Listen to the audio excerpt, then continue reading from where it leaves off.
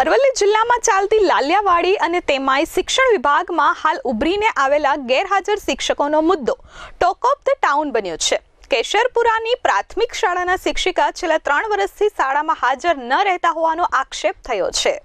અરવલ્લી જિલ્લામાં ચાલતી લાલિયાવાડી અને તેમાંય શિક્ષણ વિભાગમાં હાલ ઉભરીને આવેલા ગેરકાયદેસર શિક્ષકોનો મુદ્દો ટોક ઓફ ધ ટાઉન બન્યો છે। મોડાસા, મેઘરજ, ભિલોડા સહિત તાલુકાઓમાં ગેરહાજર રહેતા શિક્ષકો સામે કાર્યવાહી કરવા માટે તંત્ર સફાળું જાગ્યું છે। મેઘરજના કેસરપુરા પ્રાથમિક શાળાના શિક્ષિકા છેલ્લા 3 વર્ષથી શાળામાં હાજર રહેતા ન હોવાના કેસરપુરા પ્રાથમિક શાળાના એસએમસી સભ્યએ આક્ષેપ કર્યા છે। અનેકવાર રજૂઆત કરવા છતાં શાળામાં અન્ય શિક્ષકની વૈકલ્પિક વ્યવસ્થા અથવા શિક્ષિકા હાજર રહે તેવી નક્કર પગલાં લેવામાં ન આવતા હવે ગામના જાગૃત નાગરિકો ખુલીને તંત્ર સામે સવાલો કરી રહ્યા છે। આ બાબતે અરવલ્લી જિલ્લા શિક્ષણ અધિકારીએ પણ ગંભીરતા દાખવી ગેરહાજર રહેતા શિક્ષકો સામે શિક્ષાત્મક કાર્યવાહીની તજવીજ હાથ ધરી છે। દામોલપુરા પૈસાભાઈ ગામ કેશરપુરાનું વતની છું। કેશરપુરા પ્રાથમિક શાળાનું એસએમસી સભ્ય છું। અમારે 3 વર્ષથી બેન ગેરહાજર રહે છે, આવતો નથી કે કોઈ નિરાકરણ આવતું નથી। બહુ અરજીઓ કરી છે, શાળાઓનું વિદ્યાર્થીઓનું ભણતર બગડે છે। બહુ અરજીઓ કરી છતાં કોઈ શિક્ષક આવતો નથી કે બેન હાજર થતો નથી। તમારી માગણી કોઈક શિક્ષક આવે કાં તો બેન હાજર થાય એ અમારી માગણી છે। મારું નામ ડામો લાલાભાઈ જયંતિભાઈ છે। હું અહીંયા કેશરપુરા ગામનો રહેવાસી છું। મારા 2 બાળકો આ સ્કૂલમાં કેશરપુરા સ્કૂલમાં ભણે છે। એક પહેલા ધોરણમાં છે અને એક બાલવાટિકામાં છે। અહીંયા 2 શિક્ષિકા હતી, એમાંથી એક શિક્ષિકા ગેરહાજર છે। સતત 3 વર્ષથી તે ગેરહાજર છે, એ સ્કૂલમાં આવતા નથી। એસએમસી દ્વારા અને શાળા દ્વારા વારંવાર રજૂઆત કરી, લેખિત રજૂઆત કરી છતાં પણ તે ગેરહાજર છે।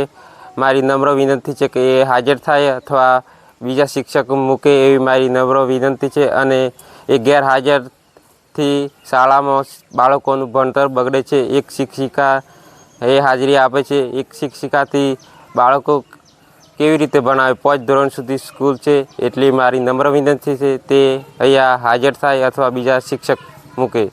3 માસથી વધુ ગેરહાજર હોય એવા શિક્ષકોની માહિતી મંગાવવામાં આવી છે, જેમાં અરવલ્લી જિલ્લાની અંદર કુલ 10 શિક્ષકો એવા પ્રાપ્ત થયા છે કે જેઓ 3 માસ કરતાં વધુ સમયથી ગેરહાજર છે।